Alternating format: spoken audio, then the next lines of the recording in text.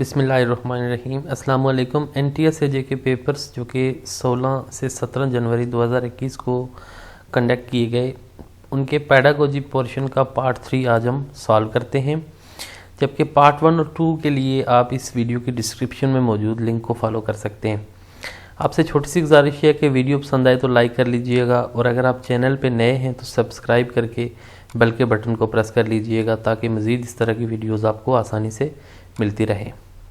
First question है, ये blur है तो नीचे लिख दिया मैंने, the questioning technique is major focus in which method of teaching, यानी कि कौन से टीचिंग मेथड में क्वेश्चनिंग टेक्निक जो है तो इस्तेमाल की जाती है। तो ये इंक्वायरी बेस्ड मेथड जो होता है ना, वो स्टार्ट ही क्वेश्चनिंग से होता है। टीचर एक क्वेश्चन पोज करता है, उसके बाद स्टूडेंट्स जो है तो पीयर लर्निंग होती है, और वो डिस्कशन करते हैं और इवन के वो टीचर से क्वेश्चंस करते हैं। तो ये क्वेश्चनिंग टेक्निक जो है तो core of inquiry based method होती है। डी इसका आंसर हो जाएगा, इंक्वायरी। नेक्स्ट है, teacher performs some task and the students observe this feature of which teaching technique this is. तो ये टीचर जब कोई काम करता है ना, तो बच्चे उसको ऑब्जर्व करते हैं। तो ये लेक्चर प्रोजेक्ट, लेक्चर में ऐसा नहीं होता, प्रोजेक्ट ये बच्चों से रिलेटेड होता है, स्टूडेंट सेंटर होता है। सेमिनार ये कॉन्फ्रेंस होती है, जबकि डेमोन्स्ट्रेशन में टीचर कोई काम परफॉर्म करता है, बच्चों को सिखाता है और बच्चे उसको ऑब्जर्व कर रहे होते हैं। सी आंसर होगा। Discovery has important role in learning, यानी डिस्कवरी मेथड के ज़रिए बेहतरीन लर्निंग होती है। The example of discovery learning is, तो डिस्कवरी लर्निंग की एग्जाम्पल क्या है? Team teaching, mainstreaming, experimentation या लेक्चरिंग।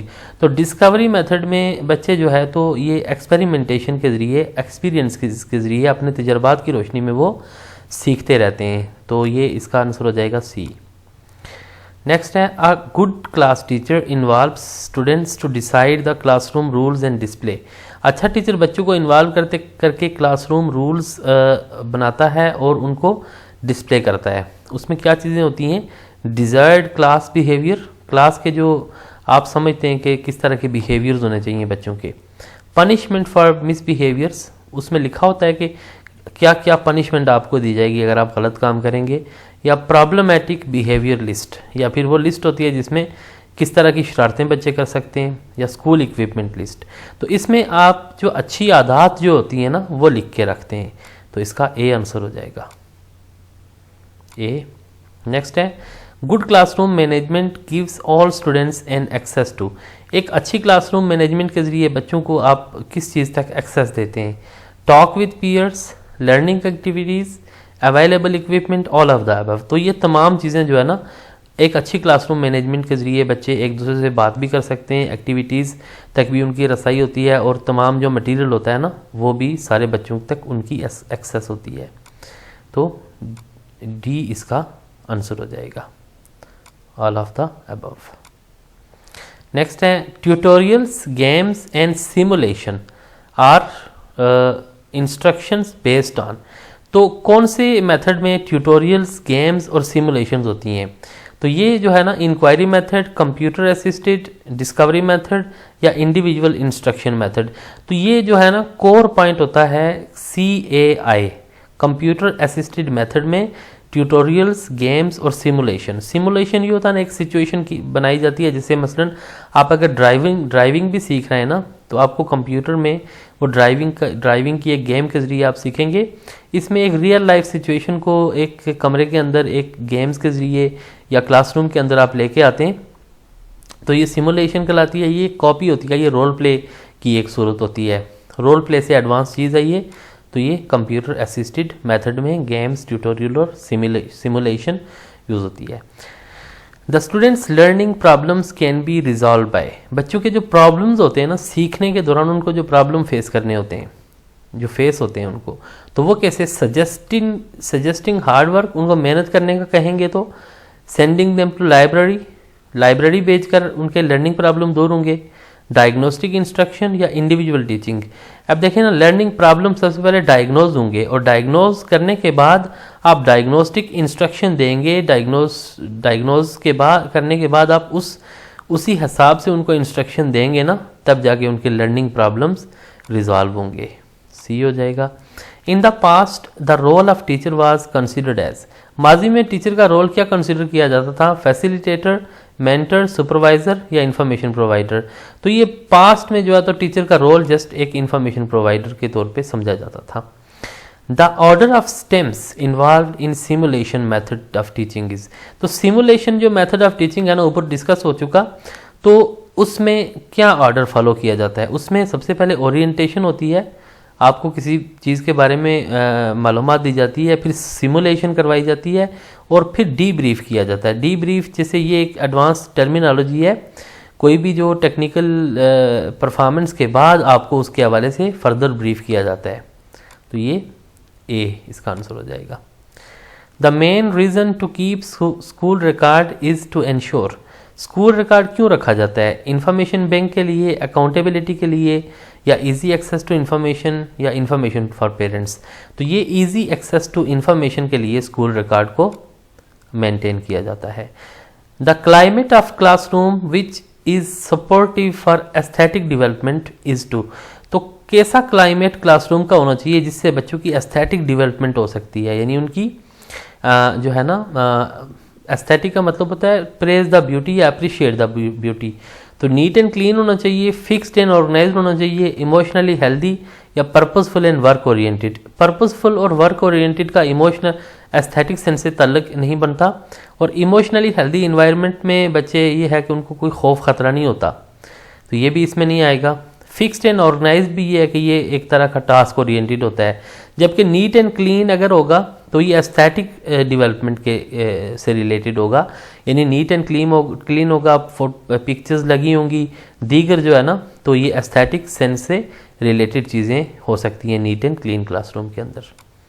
ये आंसर होगा। तो school council advise the matters related to, ये बच्चों की काउंसिल होती है स्कूल में, वो किस तरह के मामलात में आपको एडवाइस देती है? ट्यूशन फ़ी, ये देखें ना ये फिक्स्ड होती है ट्यूशन फ़ी, इसके मुतालिक वो advice. Teaching and discipline, teachers salaries, ये इसका काम नहीं होता, और टेस्ट प्रोसीजर भी एक तरीक़ेकार से लिए जाते हैं। तो ये टीचिंग और लर्निंग के मुतालिक और डिसिप्लिन के मुतालिक मामलात को ये स्कूल काउंसिल डील करती है और एडवाइस भी कर सकती है, ये टीचिंग एंड लर्निंग और डिसिप्लिन के हवाले से। बी इसका आंसर हो जाएगा। Core focus of classroom procedure is, classroom procedure ये है कि क्लासरूम मैनेजमेंट स्ट्रेटजीज होती हैं ना, उनका फोकस क्या होता है? पीयर इंटरेक्शन, यानी क्यों आप क्लासरूम मैनेजमेंट करते हैं? Peer interaction, students movement, marking attendance, teacher student interaction, ये तो होता ही है। अटेंडेंस के लिए आप मैनेज तो नहीं करते या मूवमेंट के लिए, तो ये पीयर इंटरेक्शन, ये बच्चे जो है ना क्लासरूम के अंदर लर्निंग या एक स्टूडेंट जो है वो दैट इज़ मोस्ट इम्पॉर्टेंट, तो उसी के लिए आप क्या करते हैं? क्लासरूम मैनेजमेंट करते हैं कि उनकी आपस में इंटरेक्शन हो, उनकी चाहे टीचर से इंटरेक्शन हो या आपस में इंटरेक्शन हो, वो बेहतर अंदाज में हो सके, उनकी लर्निंग बेहतर हो सके। ए इसका आंसर हो जाएगा। To maintain students positive classroom behaviour, teacher should avoid using, अगर बच्चों का एक अच्छा बिहेवियर है ना क्लास में, तो टीचर को क्या करना चाहिए, क्या नहीं करना चाहिए? इंसेंटिव नहीं देने चाहिए, रीइंफोर्समेंट नहीं करनी चाहिए, पनिशमेंट नहीं देनी चाहिए, या मोटिवेशन नहीं देनी चाहिए। देखें ये तीनों चीज़ें अगर देगा टीचर तो मज़ीद उसका डिसिप्लिन, उसका क्लासरूम का बच्चों का पॉजिटिव बिहेवियर बेहतर होता जाएगा, जबकि पनिशमेंट जो है तो उसको नहीं देनी चाहिए। सी आंसर हो जाएगा। The purpose of classroom management is to ensure and productive, positive and productive, यानी क्लासरूम मैनेजमेंट का पर्पस क्या होता है? पॉजिटिव और प्रोडक्टिव क्या चीज़? Physical environment, supporting environment, teaching environment या लर्निंग इन्वायरमेंट। देखें क्लासरूम के अंदर मैनेजमेंट आप इसलिए करते हैं कि बच्चों की लर्निंग बेहतर हो, लर्निंग के लिए आप करते हैं बेसिकली, उसका पर्पस होता है कि आप लर्निंग इन्वायरमेंट बेहतर करें। Managing school record properly is helpful primarily to increase the performance of school.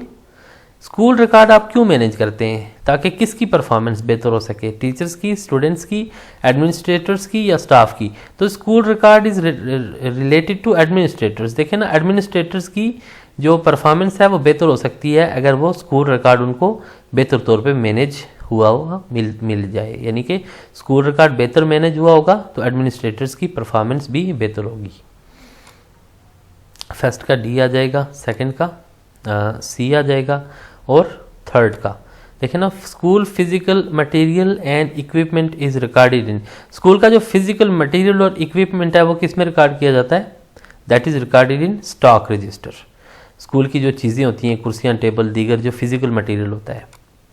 Next है स्कूल, ये दोबारा उसी में आ गया, हाँ ये, हाँ school record that is responsibility of teachers only, कौन सा स्कूल का रिकॉर्ड है जो कि टीचर्स की रिस्पॉन्सिबिलिटी है, admission and withdrawal register, employees movement register, log book या lesson plan file. Lesson plan file भी आप रिकॉर्ड में रख सकते हैं, लेकिन उस तरह से ये जो है तो एक स्कूल का प्रॉपर जो रिकॉर्ड होता है ना उसमें ये नहीं आता, ये रजिस्टर इसका नहीं बनाया जाता। तो ये एडमिशन और विड्रॉल रजिस्टर जो है ना ये एक टीचर की रिस्पॉन्सिबिलिटी होती है, ये जो सेकेंडरी स्कूल लेवल तक, जबकि सेकेंडरी स्कूल के बाद जो है तो ये एडमिशन क्लर्क ये काम करता है। तो record of students problem behaviour is kept in, बच्चों के जो प्रॉब्लम्स या बिहेवियर का रिकॉर्ड किस में रखा जाता है, ये डिसिप्लिन एंड पनिशमेंट रजिस्टर के अंदर ये रखा जाता है।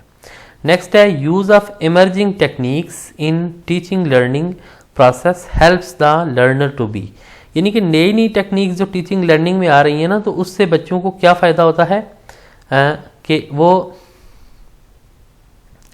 पैसिव हो जाते हैं, इनर्ट ये इनएक्टिव होते हैं, ये आइसोलेटेड यानी कि तन्हा हो जाते हैं या एक्टिव होते हैं। तो ये देखें ना, तन्हा भी नहीं होते, पैसिव खामोश भी नहीं होते, इनर्ट इनएक्टिव भी नहीं होते और एक्टिव। नई टेक्नोलॉजीज नए नए मेथड्स के जरिए बच्चे जाहिर सी बात है एक्टिव होंगे। The purpose of assigning homework to the students is to, बच्चों को आप होमवर्क क्यों देते हैं, कीप देम बिजी, उनको बिजी रखने के लिए, स्टडी एट होम ताकि वो घर पे पढ़ सकें, चेक देयर प्रोग्रेस ताकि उनकी प्रोग्रेस चेक कर सकें। देखें बच्चों की प्रोग्रेस आपने क्या चेक करनी है, घर पे वो किसी से भी लिखवा सकते हैं, कहीं से देख के लिख सकते हैं।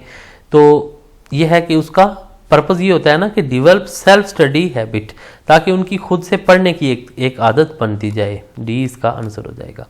नेक्स्ट है hypertext and hypermedia allows students to learn in a non linear way, this kind of learning is called. तो हाइपर टेक्स्ट और हाइपर मीडिया ये एक मल्टी मीडिया आप कह सकते हैं।